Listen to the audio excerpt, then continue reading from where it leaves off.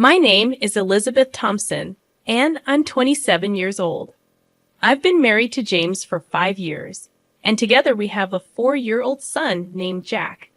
Initially, I worked full-time after our marriage, but now I transitioned to a part-time role at the same workplace where James is employed. James and I began dating due to his persistent pursuit, which eventually led to our marriage. However, things changed after we tied the knot. James, once kind, became domineering, adopting a mentality of complacency once he had caught me.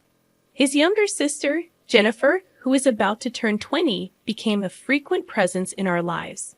Despite our age difference, James indulged her every whim, making me feel like a mere housemate catering to her demands. Jennifer's visits were often untimely and unannounced, and she never brought anything with her. Upon arrival, she would ignore me, as if it were a normal occurrence. James, on the other hand, welcomed her warmly, offering her our meals, even if they were meant for just the three of us. Whenever I raised concerns about the limited food, James would insist that I share my portion with Jennifer, blaming me for not anticipating her arrival. Although Jennifer would offer insincere apologies when prompted by James, it was evident that she enjoyed his unwavering support and care more than any genuine remorse. I found myself constantly sidelined, even during meals, as Jennifer would exclude both Jack and me from the table, insisting on private conversations with James. This exclusion extended to everyday tasks, as James and Jennifer seemed content to let me handle everything alone. I'd often felt like an invisible presence in my own home, relegated to the role of a housemaid while they enjoyed each other's company. One evening, as I was preparing to bathe Jack, James demanded that I fetch a specific dessert from a downtown bakery, despite the late hour. When I hesitated, citing Jack's bedtime routine, Jennifer joined in, pressuring me to comply with James's wishes. Fearing further confrontation, I reluctantly agreed, leaving Jack behind as I rushed to fulfill their request. As I stepped out of the house, I overheard James threatening me with divorce if I dared to defy him again, loud enough for Jack to hear. Despite his tender age, Jack's concerned expression mirrored my own fears and frustrations. I fought back tears as I turned to Jack, asking him, "What kind of cake do you want, Jack?" His eyes, cloudy with disappointment, lit up as he replied, "Mommy, I want a cake with lots of apples." We chatted animatedly about cake flavors on our way to the bakery, momentarily distracting me from the hurtful words. Arriving just before closing time, we found the selection limited. Nonetheless, I purchased 2 slices of strawberry sponge cake and 1 slice of the fruit-covered cake Jack desired. Eager to fulfill his wish, back home, I set the cakes on plates and served James and Jennifer before attending to Jack. To my dismay, Jennifer commented, "That cake looks more delicious," eyeing Jack's choice. James, without hesitation, swapped Jack's cake for Jennifer's, dismissing Jack's protest. When Jack cried out, James callously stated, "I bought that cake with my own money, so you don't have the right to choose." Enraged by his cruelty, I confronted them, only to be met with James's threat of divorce once again. Jack, his tears subsiding, looked at me with concern. After a moment's hesitation, he bravely began to eat the cake Jennifer was supposed to have. "Mummy, this cake is delicious. I'm glad I got this one," Jack forced a smile, masking his true feelings. Seeing 3 adults imposing such hardship on a child stirred something within me. In response to Jack's feigned enjoyment, I suggested we eat in another room, away from the toxic atmosphere. Despite James's protests, I took Jack to the other room, allowing him to savor his cake in peace. Ignoring my husband and Jennifer, we enjoyed our time together, finding solace in each other's company. That night, we slept in Jack's bed, finding comfort in our bond. The next morning, as I awoke to start the day, Jennifer had already departed. While tending to James and Jack, I heard Jack crying. Rushing to him, I discovered his porcelain piggy bank, a gift from my father, shattered, its contents missing. Every night, Jack would bid goodnight to that piggy bank, a cherished routine now shattered. I had watched Jack bid goodnight to his piggy bank the previous evening, a small ritual he cherished. With a sinking feeling, I suspected James, who was in the living room, might know something about its sudden demise. So without delay, I questioned him. His response was callous, lacking any hint of remorse. She just needed a bit of money, so she broke the piggy bank, he stated indifferently, as if it were inconsequential.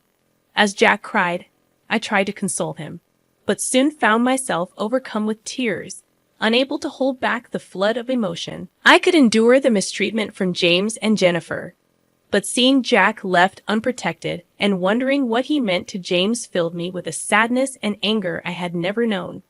A mix of emotions surged within me, overwhelming my composure. As Jack and I wept, James chided, "Don't make me feel gloomy first thing in the morning," his words laced with irritation. Losing my patience, I confronted him openly, condemning his actions. "Don't you think what you did is wrong, even seeing Jack crying like this?" I exclaimed, breaking my resolve to shield Jack from marital discord.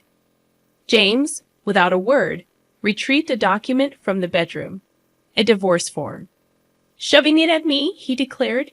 "If you're not satisfied with what I say and do, let's get a divorce," before storming off to work. Jack, who had never before cried over matters involving James and Jennifer, had been inconsolable since last night. I, too, had surpassed the limits of my patience. "Jack, let's take a break from daycare today, okay?" I suggested, hoping to provide him some comfort.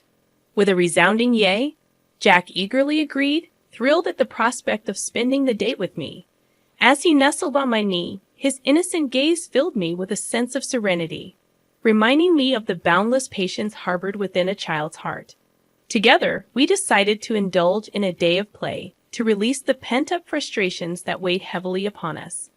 Though I knew it would inconvenience my work, I felt it was the best course of action for Jack. After explaining the situation to my employer, we spent the day at the park, exhausting ourselves with laughter and games. By lunchtime, we returned home, where Jack, unusually clingy, nestled in my lap like a baby, finding solace in our shared embrace. I had originally planned to tackle some household chores while Jack napped. However, sensing the significance of the day, I decided to seek solace in watching Jack's peaceful slumber instead. Suddenly, the sound of the front door unlocking startled me. It was too early for James to be home. Hastily grabbing a nearby bag, I retreated to the bedroom closet, cradling Jack in my arms. Straining my ears, I discerned a familiar voice, Jennifer. She seemed to be searching for something, her rummaging filling the air with tension. Peeking through the slightly opened closet door, I observed Jennifer's actions and listened to her muttered frustrations. After a flurry of noisy activity, she made a phone call, expressing her inability to find what she was looking for. With a resigned sigh, she mentioned bro, before finally leaving and locking the door behind her. Emerging from the closet, I gently laid Jack on the bed, pondering the intrusion. What could James and Jennifer be searching for?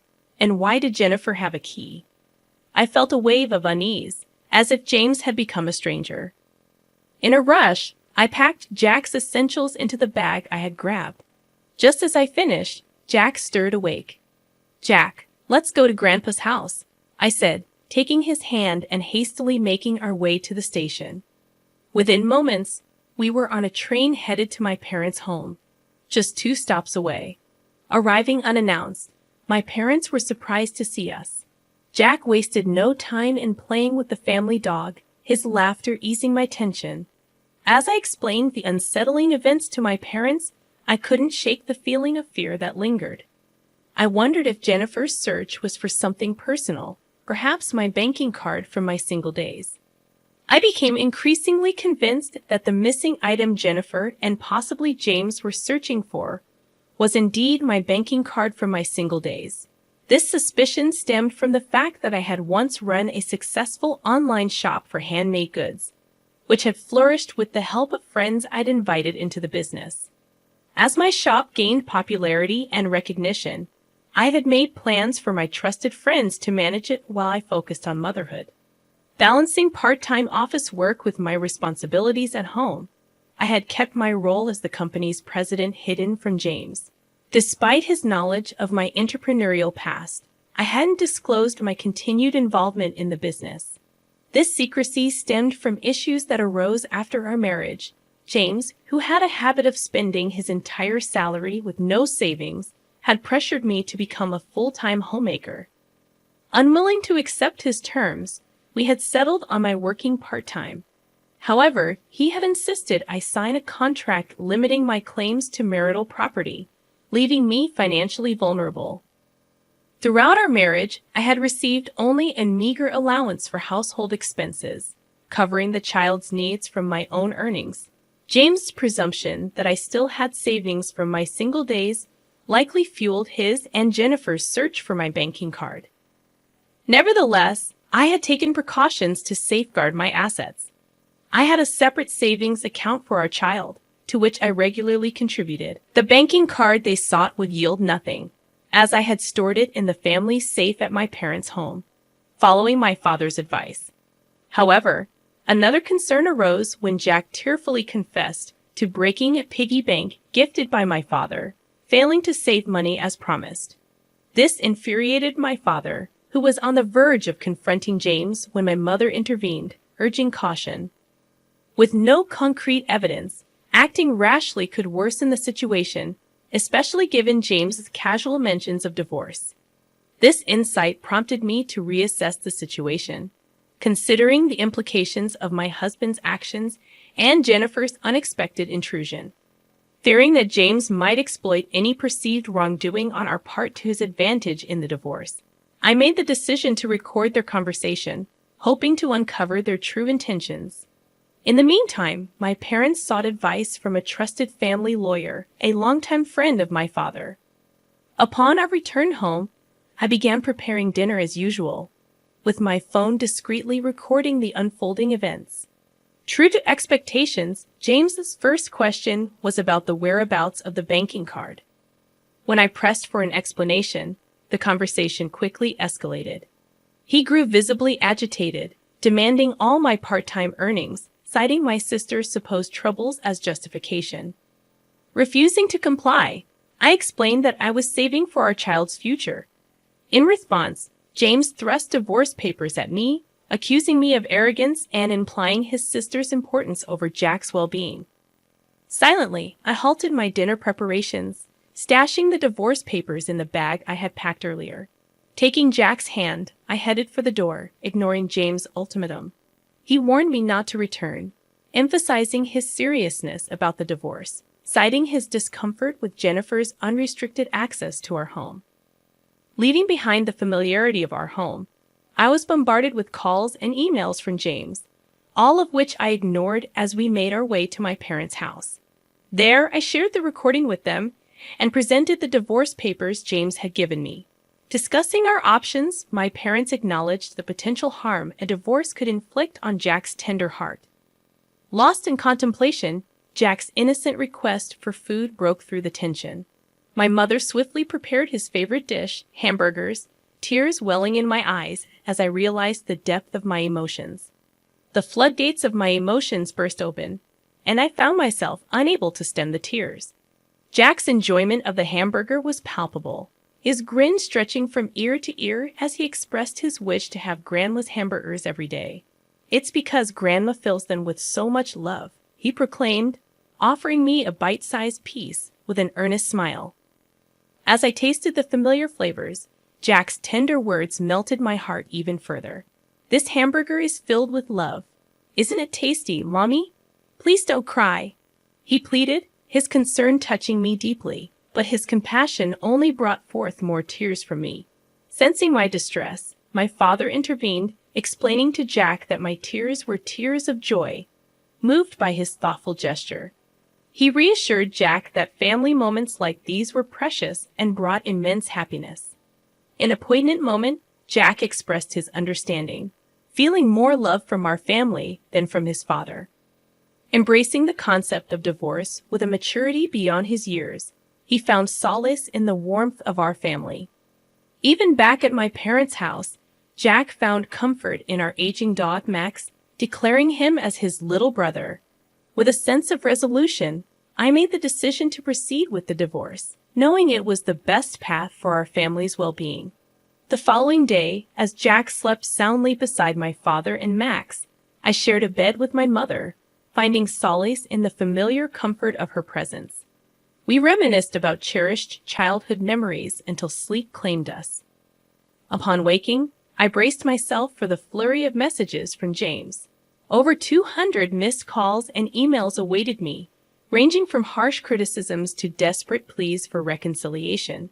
Despite the uncertainty, I remained steadfast in my decision to prioritize the happiness and stability of our family. Feeling the weight of the situation, I switched off my phone once again, temporarily shutting out the chaos of messages and calls.